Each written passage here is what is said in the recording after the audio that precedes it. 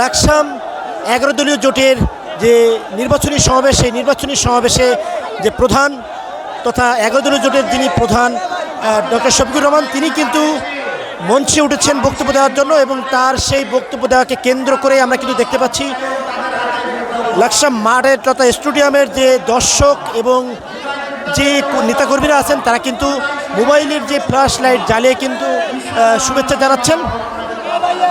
দর্শক, যেমনটি বলছিলাম, নির্বাচনী প্রচার প্রচারণাকে কেন্দ্র করে যে 11 দলীয় জোট তারা যে সমাবেশ করে বেড়াচ্ছেন তথা পুরো দেশে, সেই ধারাবাহিকতায় কিন্তু আজ তারা কুমিল্লার যে লাকসাম স্টেডিয়াম সেখানে এসেছেন এবং সেই লাকসাম স্টেডিয়ামে কিন্তু আমরা দেখছি কানায় কানায় পরিপূর্ণ।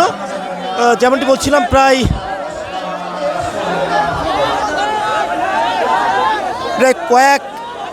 কয়েক হাজার মানুষের সমাগম আমরা কিন্তু এখানে লক্ষ্য করছি। আমরা দেখেছি আজ সকাল তারা কিন্তু সেই ফেনীতে একটি নির্বাচনী সমাবেশ করেন এবং সেই তারপরে আমরা কিন্তু দেখেছি দুপুরের সময় কিন্তু আমরা দেখেছি নোয়াখালীতে একটি সমাবেশ করতে এবং তারপরে আমরা কিন্তু দেখেছি লক্ষ্মীপুরে একটি মহাসমাবেশ করতে, সেখানেও কিন্তু আমরা জনমানুষের ঢল দেখেছি। এবং এখন কিন্তু কুমিল্লার যে লাকসাম সেখানে কিন্তু নির্বাচনী যে সমাবেশ তথা নির্বাচনী যে প্রচার প্রচারণার যে করছেন সেটি কিন্তু আমরা লক্ষ্য করছি এবং এখানে কিন্তু আমরা জনমানুষের একটি ঢল কিন্তু আমরা লক্ষ্য পাচ্ছি। যেমনটি বলছিলাম, জামাতের আমির ডক্টর শফিকুর রহমান তিনি কিন্তু বক্তব্য দেওয়ার জন্য যখন মঞ্চে ওঠেন তখন কিন্তু আমরা দেখেছি এই ভোটার তথা যে 11 দলীয় জোটের যে নেতাকর্মীরা তারা কিন্তু লাইট জ্বালিয়ে তারা কিন্তু শুভেচ্ছা জানাচ্ছিলেন তাদের নেতাদের। এবং আমি যদি আপনাদেরকে বিষয়টা জানানোর চেষ্টা করি, গত 22 তারিখ থেকে আমরা দেখেছি নির্বাচন কমিশন তিনি কিন্তু জানান নির্বাচনী প্রচারণার জন্য এবং তারপর থেকেই আমরা কিন্তু দেখেছি নির্বাচনী প্রচারণার জন্য ডক্টর শফিকুর রহমান তিনি কিন্তু তার যে ব্যক্তিগত আসন ঢাকা 15 তথা মিরপুর এরিয়ায় তিনি কিন্তু নির্বাচনী প্রচারণা চালান এবং তারপর থেকেই আমরা দেখেছি তিনি কিন্তু দেশের যে উত্তর অঞ্চল তথা উত্তর অঞ্চলের যে জেলাগুলো আছেন সেই জেলাগুলোতে তিনি কিন্তু নির্বাচনী প্রচারণা করেন তথা পঞ্চগড় এবং ঠাকুরগাঁও, বগুড়া এবং রংপুর এবং সিরাজগঞ্জ, গাইবান্ধা এবং পাবনা সহ বিভিন্ন জেলায় তারা কিন্তু সমাবেশ করেন এবং তারপরেই কিন্তু আমরা দেখেছি তিনি 2 দিনের ছুটিতে তিনি ঢাকায় আসেন এবং ঢাকায় এসেও তিনি কিন্তু সেই নির্বাচনী প্রচারণা তিনি কিন্তু অব্যাহত করেন।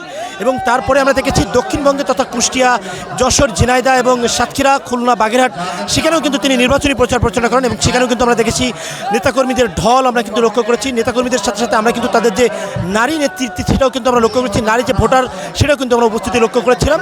এবং আজকে কিন্তু এই লাকসাম তথা কুমিল্লার যে লাকসাম সেখানে কিন্তু ডক্টর শফিকুর রহমান তিনি এসেছেন এবং ইতিপূর্বে আমরা কিন্তু দেখেছি ডাকসুর ভিপি সাদিক খান তথা ছাত্র শিবিরের যে প্রকাশনা সম্পাদক তিনি কিন্তু ইতিপূর্বে বক্তব্য দিয়েছিলেন এবং আমরা দেখেছি এনসিপির মুখপাত্র দক্ষিণ অঞ্চলের যে মুখপাত্র যে হাসনাত আবদুল্লাহ তথা এই কুমিল্লার একজন নির্বাচনী প্রার্থী তথা 11 দলীয় জোটের একজন প্রার্থী তিনিও কিন্তু বক্তব্য দিয়েছেন এবং তিনি কিন্তু প্রশাসনের উদ্দেশ্যে একটি বার্তাও দিয়েছেন যে প্রশাসন তারা যেন কোনো দল নির্দিষ্ট কোনো দলের হয়ে কাজ না করেন তথা বিএনপি, জামাত কিংবা এনসিপি কারোর হয়ে নয়, তারা যেন জাতির হয়ে কাজ করেন তথা জনগণের স্বার্থে যেন কাজ করেন, এমনটা কিন্তু তিনি বার্তা দিচ্ছিলেন।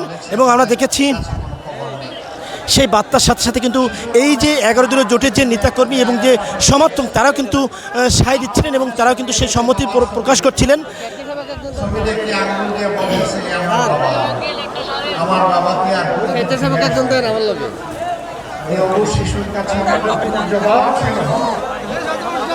আমরা এখন চেষ্টা করব এই সমর্থকদের সাথে কথা বলার। আমরা ইতিপূর্বে দেখলাম হাসনাত আবদুল্লাহ বক্তব্য দিচ্ছিল, তিনি প্রশাসনের উদ্দেশ্যে একটি বক্তব্য দেন যে প্রশাসন কোনো দলের হয়ে কাজ করবেন না। এটা আসলে আপনি কি বলছেন? আমরা দেখছিলাম আগে শেখ হাসিনা থাকতে প্রশাসন ওদের থেকে কাজ করতো, ওদের হয়ে কাজ করতো, সামনের দিকে যাতে প্রশাসন আমাদের হয়ে কাজ করে, জনগণমুখী কাজ করে, এটাই আমরা প্রত্যাশা করতেছি। দর্শক, যেমনটি বলছিলাম তিনি কিন্তু সেই হাসনাত আবদুল্লাহর বক্তব্যকেই প্রাধান্য দিয়েই কথা বলছেন যে প্রশাসন যেন পরবর্তীতে জনগণের হয়ে কাজ করেন, এমনটা কিন্তু আশা করছেন। এবং এখন কিন্তু জামাতের আমির ডক্টর শফিকুর রহমান তিনি কিন্তু বক্তব্য দিচ্ছেন। পরপর 3 বার এরকম স্বৈর শাসনের হাতে আমি বন্দী হয়েছিলাম। আমার কোনো আফসোস নেই, বন্দী আমি একা হই নাই, আমার লক্ষ সহকর্মীও বন্দী হয়েছিল। কাজে আমি ছিলাম মাত্র তাদের একজন। সেই আয়নাঘরের প্রতীকী স্থাপনা যখন দেখলাম আমি অবাক হয়ে গেলাম। পাসপোর্ট 6 ইঞ্চির এই মানুষগুলো এখানে পা লম্বা করে ঘুমানোর জন্য সুযোগ ছিল। শুধু একটা কবরের সাইজ। ওখানে দর্শক, এই ছিল লাকসাম স্টেডিয়াম থেকে সর্বশেষ আপডেট। আমাদের সাথে যুক্ত থাকুন।